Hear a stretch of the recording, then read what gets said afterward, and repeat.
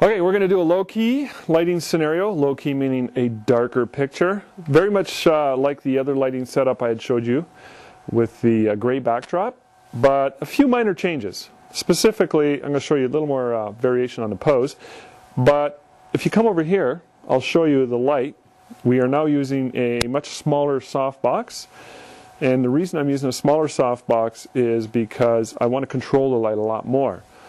And this softbox is about 3 feet by 2 feet, and again it came from Alien Bee, same company that I got the other light from. So, the light itself is in a smaller source, so when it comes off and falls off Danielle's face here, it's not spilling so much on the background, and it's not going to affect the rest of the picture. I want to control the lighting a little bit more.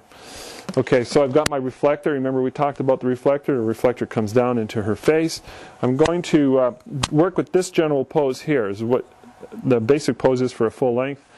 Poor Danielle's got no shoes, but she's a barefoot popper here. But we're going to work with that look anyways. We didn't worry about the shoes because I wanted to show you the actual pose, the stance. You can see how she's standing. Her left foot is pointed out, and she's relaxed. All her weight is on her right foot. Her body is turned away from the main light, and her head is going to be turned in this way. Danielle, turn your head that way, but good. Her head is going to be turned into the main light. Now, the kind of lighting we're after is that we want it, this is called short lighting or narrow lighting. The lighting is affecting the side away from the camera. Okay, so the side facing the camera is going to be in shadow. This creates a very nice sculpting effect. The opposite to that is what's called broad lighting. If you turn your head this way, Danielle, good. Look over here. Turn your head a little more. If the light comes in and affects the side that's facing the camera, that's called broad lighting. Typically that widens out the face of people who are skinnier. If you turn your head this way, with narrow lighting, it narrows the face, and if you have a larger face, it makes it look narrower. So it has different effects for different people depending on what you want to do. Somebody with a larger face, you want to narrow it. Somebody with a skinny face, you want to fatten it. However, I prefer narrow lighting all the time, so it's what I work with all the time. I find it's a very pleasing, very effective lighting. So it carves out and creates a nice shadowing effect right here. So turn your head a little more, sweetie. Got it, girl. Okay, so I'm going to add a few more things back here. She's standing, and her shoulders are relaxed, and her hand is across the top of the our nice antique chair here. And if you can just kind of lean away, and just kind of like this here, see? That a girl. Good. Just relax that arm. And I'm going to throw in a couple of props back here. It's a very classic look what we're after. You can tell my table has seen better days. But I did pick that table up at a very, very cheap price because it was all busted up on two of the sides, but I only need one good side. So we're setting up some different props here, and you can get a lot of these things at craft shops and various other stores, and they work really, really well. Okay, we got our fill light. Again, it's very similar to what I was doing earlier, and I want to make sure that the light is coming off, going back into the area that I want it to fill, and then of course we have our reflector, which is going to reflect back up into her face. I'm always checking to make sure the light is coming off the reflector. Very, very important. Should never leave that to guesswork. Sometimes you have to bring it out a little more in order for it to work. And there's the hair light. Gently turn your head this way.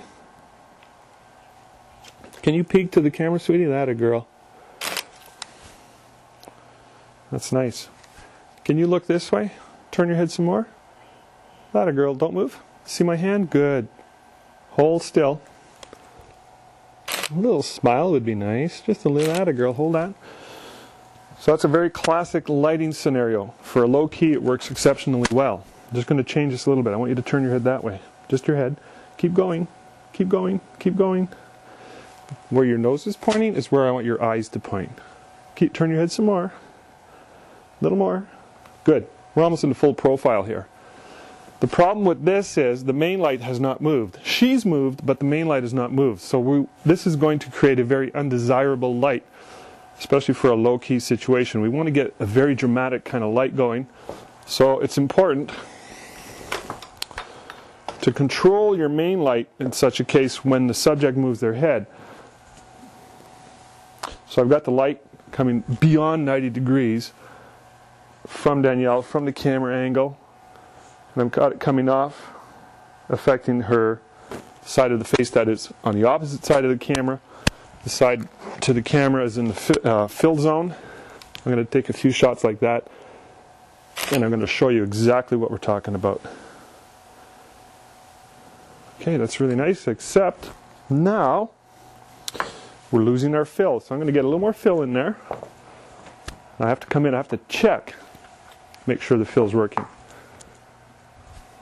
Because I changed the main light, this has got to be adjusted, the fill's got to be adjusted, and everything's working a little bit differently. It's really nice. And a little bit of a smile there. Just that a girl. Good. She's an excellent model. Okay, so that's just a couple of variations on a low-key situation. If I wanted to, I could come in the background, and I could kick in a little bit of light with a background light, which sometimes adds a little more punch. It's totally up to you. And let me take one just like that right now. And depends what you want. So, smaller light source, low-key situation, control the light a little bit more. The bigger softbox will work as well, but that's just the way I do it. Of course, experiment, use your own imagination, and work with what works for you. Thank you. Again, here's the image as it came off the camera. It's kind of flat and dull looking, and it's properly exposed, and I've got a good custom white balance. And here it is, a little bit workflowed. You can see with the softening effect how it looks ultimately, and how I want it to look for my clients, and how it's going to hang on her wall. And here's the same setup where I actually brought the light over a little bit more, and I had her look off almost to a full profile, but I can still see both sides of her cheeks, and you can see the light falling off her right cheek. There's like a triangulation on her right cheek on the shadow side. Very classic effect called a Rembrandt effect. You can bring the light over a little bit more and increase that effect a little bit more. And here I'm showing you the different variations on the same image, black and white color, and a mix of sepia and black and white in this particular image right here. So again, you can modify these lighting situations a little bit more and have fun with them. And if I want to do a full profile, I'd bring that main light even over some more and have her turn into a full profile so that her left side, her left eye doesn't show at all. So here it is again with the backlight. I increased the background lighting by spilling a little bit of the backlight onto the background in this particular case here. You can do that if you want. The first images look fine to me, but it's personal taste at this point in time. Whether or not you want the background to really jump out, you just do it with lighting. So there's your classic basic setup for really nice lighting in a classic style.